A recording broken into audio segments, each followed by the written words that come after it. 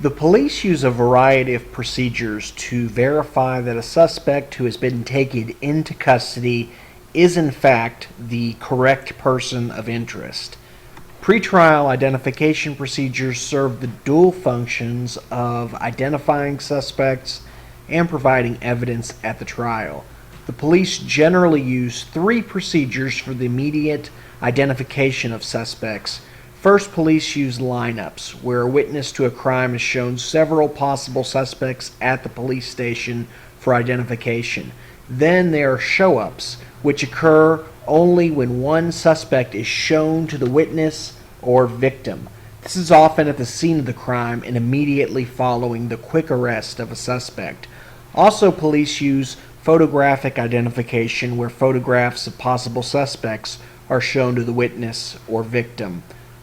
In addition to eyewitness identification, police also have other tools for identifying suspects, many of which are quite scientific and more reliable. For example, police also utilize DNA testing, handwriting and hair sample analysis, fingernail scraping, and even brave wave fingerprinting. All of these are attempts to identify suspects. One very interesting area of law pertains to whether or not a suspect is entitled to his or her attorney during a police lineup. The law is quite clear on this. So long as formal charges have not been filed against the suspect, he or she does not have an established right to counsel. This has come to be known as the Kirby Rule, and it refers to the fact that courts have ruled that the identification process is a matter of routine police investigation, and it does not therefore constitute a formal interrogation. Lineups do not involve any form of interrogation, and therefore the danger of self-incrimination is merely physical, not testimonial or communicative.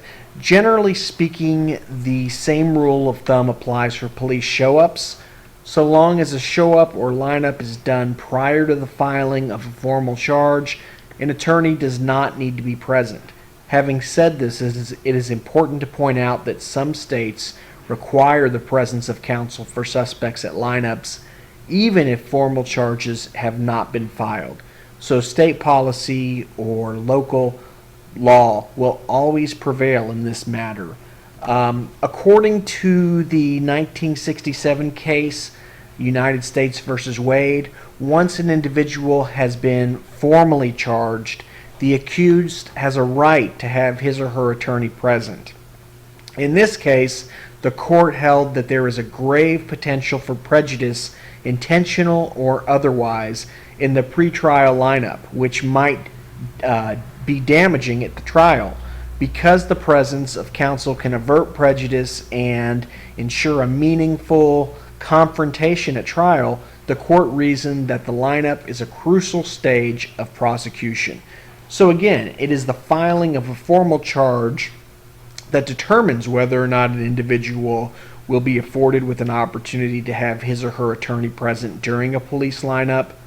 In fact, the failure to provide a lawyer at a lineup after formal charges have been filed against the suspect makes the evidence inadmissible, though it does not automatically exclude the testimony of the witness if he or she can identify the accused in court without having to rely on the earlier lineup identification. It is worth noting that a suspect cannot refuse to appear in a police lineup even if an attorney advises against appearing in one. This is not a choice, and the lawyer is only there to observe the proceedings. If the suspect cannot afford an attorney, then the state must provide one. Again, the role that a defense attorney plays in these proceedings is quite limited. He or she is merely there in order to ensure that the police do not engage in actions which may be prejudicial. For example, police are not permitted to provide cues to witnesses during pretrial identification procedures. So having said this, a defense attorney is there to see whether or not police are making improper suggestions or are in any other way acting improperly. But it must be pointed out that the defense attorney's role once again, is quite limited. He or she is mainly there as an observer. In Foster versus California, the court held that a suspect's due process rights are violated in lineups where the identification of a suspect will be inevitable. In the Foster case, the suspect was close to 6 feet tall, yet he was placed in a lineup with other individuals who were 5'5" or 5'6". Also, he was the only person who wore a jacket. Obviously, the suspect was identified, yet the identification was later thrown out of court. Throughout the years, the court has identified other examples of inappropriate identification procedures, such as when the suspect is a member of a racial minority, yet there is only one person of this race in the lineup. And if the police give hints to the witness, this is considered to be impermissible. Also, if the suspect in the lineup is the only one wearing handcuffs or jail clothes, this too is very problematic. If there are multiple witnesses, they are also generally not permitted to talk amongst themselves and share their observations either before or during the lineup. It is worth pointing out that suspects can be forced to appear in a lineup, and this does not violate their Fifth Amendment right. The reason for this is that the Fifth Amendment only applies to evidence that is testimonial or communicative. And this occurs when a suspect is required to speak of his or her guilt or communicate orally. It does not extend to physical self-incrimination, which involves the physical body or objects. This is why suspects can be forced to give blood samples or submit photographs or become fingerprinted. Suspects can even be made to repeat certain words so long as the purpose is to identify a physical characteristic such as having, for example, a deep voice. Okay, let us turn our attention now to instances where the police show witnesses photos of a particular suspect. Basically, the court has held that there is no right to counsel when the prosecution seeks to identify the accused by displaying photographs to witnesses prior to trial. This is true even if the suspect has been formally charged with the crime. Nevertheless, like lineups and show-ups, the right to due process applies, which means that photographic identification must not be unduly suggestive. For example, there should be nothing in the photographs that focuses attention on a single person.